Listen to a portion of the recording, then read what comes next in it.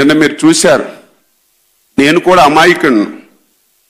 ఏంటి ఉత్తరాంధ్రకి రాజధాని అని చెప్పి 5 సంవత్సరాలు కాలం గడిపాడు, ఇందులో ఏదైనా మర్మం ఉందో ఏమని చెప్పి ఆలోచన చేశాను. నిన్న చూస్తే విశాఖపట్నంలో డ్రగ్స్, నేను ఒక్కసారి ఆశ్చర్యపోయాను.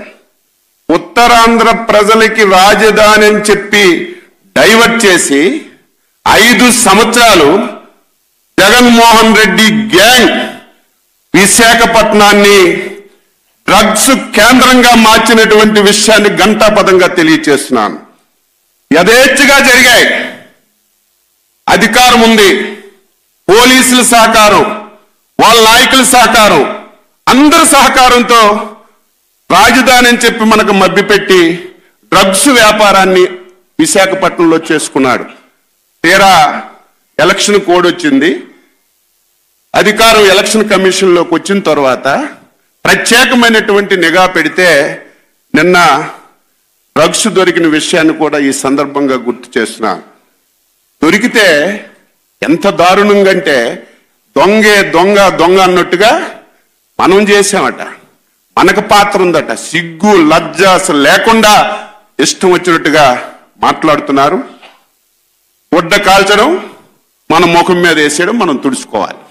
ఈ రకంగా వైసీపీ పార్టీ వ్యవహారం చేస్తుంది.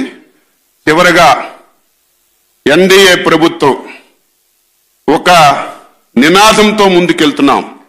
400+ ఎంపీ సీట్లతో కేంద్రంలో ప్రభుత్వం ఏర్పాటు చేయాలి. 160+తో ఆంధ్ర రాష్ట్రంలో ప్రభుత్వాన్ని ఏర్పాటు చేయాలని ఒక టార్గెట్ పెట్టుకొని మనం ముందుకెళ్తున్నాం. ఆ టార్గెట్ ని ఫుల్ఫిల్ చేయాలి. ఇంకా మనందరం కష్టపడి పనిచేసి 3 పార్టీలు ఓట్ షేరింగ్ కరెక్ట్ గా జరిగితే, మనం కరెక్ట్ గా పనిచేయగలిగితే వైసీపీ పార్టీకి జగన్మోహన్ రెడ్డికి సింగిల్ డిజిటే వస్తుందని చెప్పి సందర్భంగా తెలియజేస్తూ, ఈ వర్క్షాపు చాలా ఇంపార్టెంట్ వర్క్షాపు. తెలుసని గర్వపడకుండా, అన్నీ నాకు తెలుసని అప్రమత్త పడకుండా జాగ్రత్తగా ఉండి ఈ ఎలక్షన్స్ ని మనందరం కలిసి ముందుకు నడిచి రేపు బ్రహ్మాండమైనటువంటి విజయాన్ని చేకూర్చడానికి మీ అందరూ సహకరించాలని చెప్పి ఈ సందర్భంగా తెలియజేస్తూ, ఇప్పుడు పిఎస్సి చైర్మన్ జనసేన మనోహర్ గారిని మాట్లాడవలసిందిగా కోరుతున్నాను.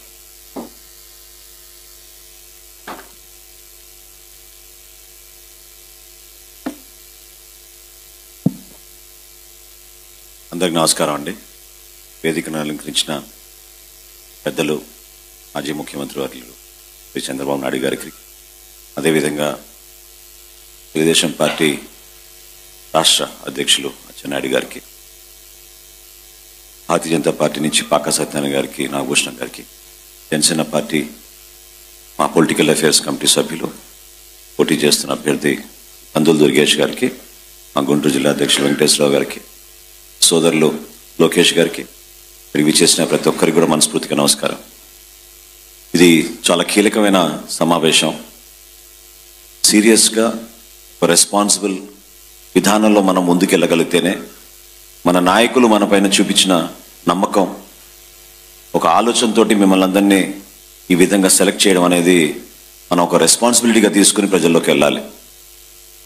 ఎందుకంటే చాలా సందర్భాల్లో గత 45 రోజుల నుంచి క్షేత్రస్థాయిలో పర్యటిస్తున్నప్పుడు నాకు స్పష్టంగా అర్థమవుతుంది ఏంటంటే, డిస్టర్బెన్సెస్ క్రియేట్ చేయడానికి వైఎస్ఆర్సీపీ నాయకులు జగన్మోహన్ రెడ్డి గారు ప్రతిరోజు ఏదో విధంగా కుట్రలు చేస్తూనే ఉన్నారు.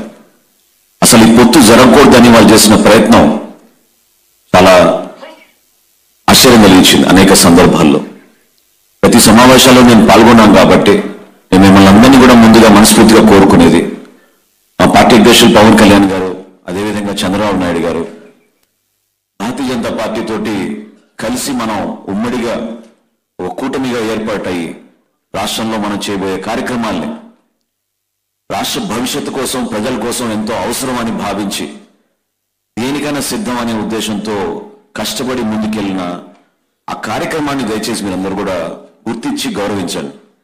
ఇది చాలా బాధ్యతమైన సమావేశం. ఎందుకంటే రెస్పాన్సిబిలిటీ అనేది